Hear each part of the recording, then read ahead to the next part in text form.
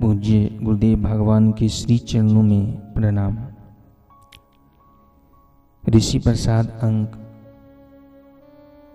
85 साधना के विघ्नों को पहचानो, पूज्य बापू जी के सत्संग प्रवचन से। श्री रामचरित्र मानस में श्री राम जी कहते हैं, नर तनु भव बारधि कहूँ बेरो, सन्मुख मरुत अनुग्रह मेरो। कर्णधार सदगुरु दृढ़ नावा, दुर्लभ साज सुलभ करी पावा। जो न तरे भव सागर नर समाज अस पाई, सो कृत निंदक मंदमती आत्मा हन गति जाई। मनुष्य का यह शरीर भव सागर से तरने के लिए जहाज है। मेरी कृपा ही अनुकूल वायु है। सदगुरु इस मजबूत जहाज के कर्णधार खेने वाले हैं। इस प्रकार दुर्लभ साधन सुलभ होकर उसे प्राप्त हो गए। जो मनुष्य ऐसे साधन पाकर भी भवसागर से न तरे, वह कृतज्ञ और मंद बुद्धि है। वह आत्म हत्या करने वाले की गति को प्राप्त होता है। मानव जीवन में सद्गुरु की प्राप्ति होना बड़े में बड़ी उपलब्धि है,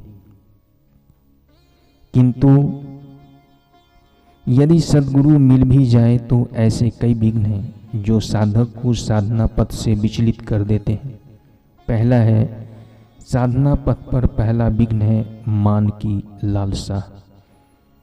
मनुष्य मात्र भीतर से लालसा रखता है कि मुझे मान मिले। जब वह ईश्वर प्राप्ति के रास्ते तो सुहृदता, सहजता, नम्रता, परोपकार आदि कुछ न कुछ गुण तो उसके जीवन में आने लगते हैं। गुण बढ़ते हैं तो मान मिलने लगता है। मन का एक ऐसा चस्का है कि जैसे व्यापारी ज्यों-ज्यों कमाता जाता है, त्यों-त्यों उसका लोभ और भी बढ़ता जाता है। उसी प्रकार साधक में मान का लोभ बढ़ना शुरू हो जाता है। इससे धीरे धीरे साधना में शिथिलता आ जाती है। संत वचन है, मान पूरी है जहर की, खाए सो मर जाए। चाह उसी की राखता, वो भी अति दुख पाए। मान की चाह के कारण भीतर से साधकपना मर जाता है, और यदि वह उपदेशक, कथाकार या प्रचारक बन जाए तो फिर साधना में उतनी रुचि नहीं रहती, उतनी प्रीति नहीं रहती जितनी पहले थी। लोगों को कैसे मजा आए, हमारी वाहवाही कैसे हो, इस प्रकार का सूक्ष्म लोक वासना का भूत लोकेश्वर से मिलने नहीं देता और साधक पूर्णता से वंचित रह जाता है। जब तक पूर्ण गुरु की कृपा नहीं होती, पूर्ण गुरु का ज्ञान नहीं पचता, तब तक जीव भाव बाधित नहीं होता। जब तक जीव भाव है तब तक खतरा बना रहता है, पतन की संभावना बनी रहती है, क्योंकि सदियों के संस्कार है आकर्षण के। जो वाहवाही से आकर्षित हुए वे धीरे धीरे खान पान से भी आकर्षित होंगे।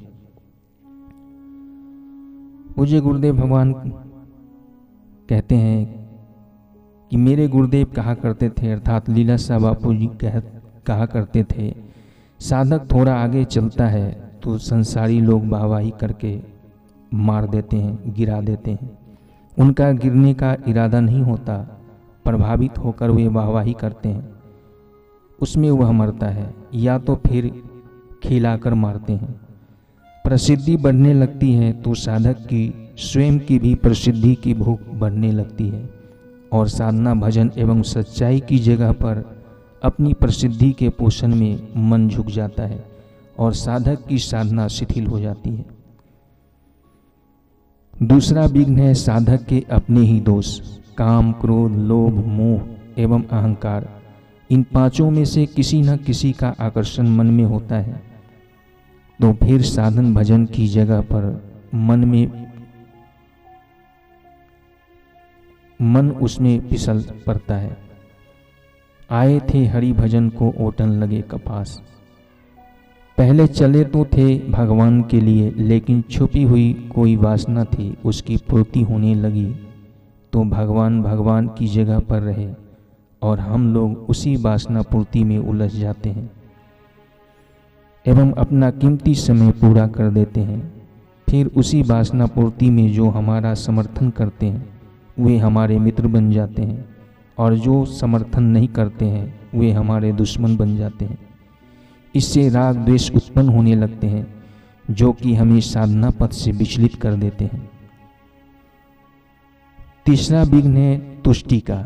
साधन मार्ग पर अग्रसर होते होते थोड़ा आनंद आने लगा अथवा योग वशिष्ठ महारामायण थोड़ा पढ़ा एवं ज्ञानी के लक्षण और अपने लक्षण में थोड़ा साम्य दिखने लगा तो मन में उधर को झुकने लगता है, मन में आने लगता है कि मैं पूर्ण हो गया। फिर साधन भजन में रुचि नहीं होती। हम तो पूर्ण हो गए, अब क्या करना है, अब तो दूसरों को तारना है। यह तुष्टि है जो कि साधना मार्ग का एक बहुत बड़ा विघ्न है। चौथा विघ्न है स्वास्थ्य का साथ न देना। यदि मनुष्य अस्वस्थ है तो ध्यान भजन नहीं कर पाता।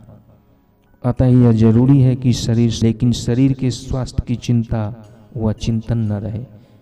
यदि किसी कारण से स्वास्थ्य लाभ नहीं रहता तब भी अपने को भगवान को अपने में मानकर देह की ममता और सत्यता हिम्मत से हटाओ।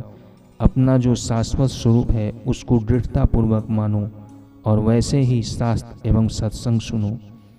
देह क्षताम जेनी दशा वर्ते देहातीत ते ज्ञानी ना चरणमा हो बंधन अग्नित। शंकराचार्य जी का वचन है,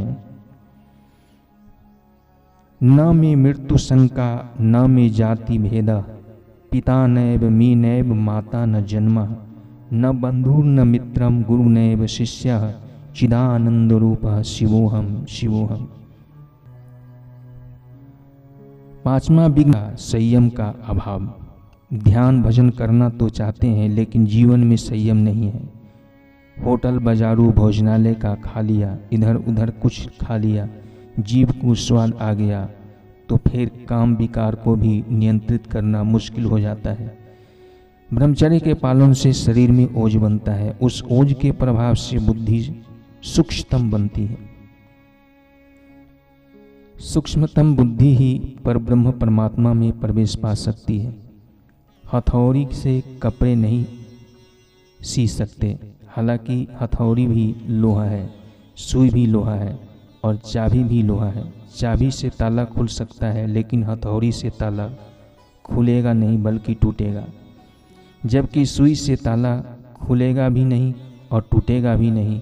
सुई से कपड़ा सिया जा सकेगा। ऐसे ही जीव ब्रह्मा की एकता के लिए भी सूक्ष्म मति चाहिए और सूक्ष्म गति के लिए शुद्ध आहार एवं संयम चाहिए। शुद्ध आहार एवं संयम के अभाव से भी साधना में शिथिलता आ जाती है एवं पूर्णता प्राप्त करने में कठिनाई होती है।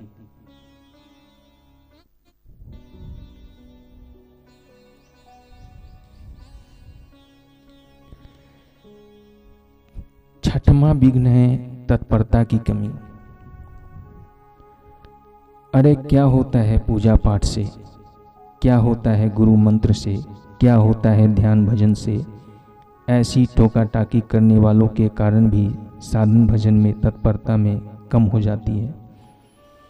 अपनी श्रद्धा एवं तत्परता कम होने से अथवा जिन महापुरुषों से दीक्षा ली है उन महापुरुषों की निंदा सुनने से हमारी तत्परता एवं श्रद्धा में कमी हो जाती है तो साधना में शिथिलता आ जाती है।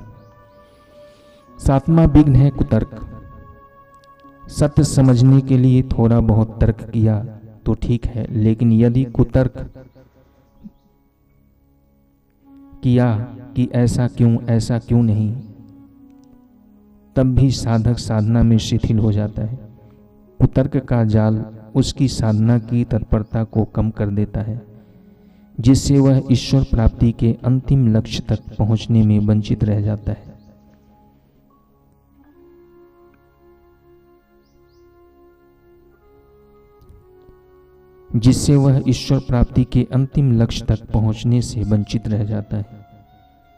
आठवां विघ्न है बुद्धि की मंदता। बुद्धि की मंदता भी परमात्मा प्राप्ति से थोड़ा दूर रखती है, क्योंकि सच्चिदानंद स्वरूप को पाने के लिए सूक्ष्म बुद्धि चाहिए। बुद्धि अगर मंद है तो वह परम सूक्ष्म परमात्म तत्व को पहचानने में समर्थ नहीं हो सकती।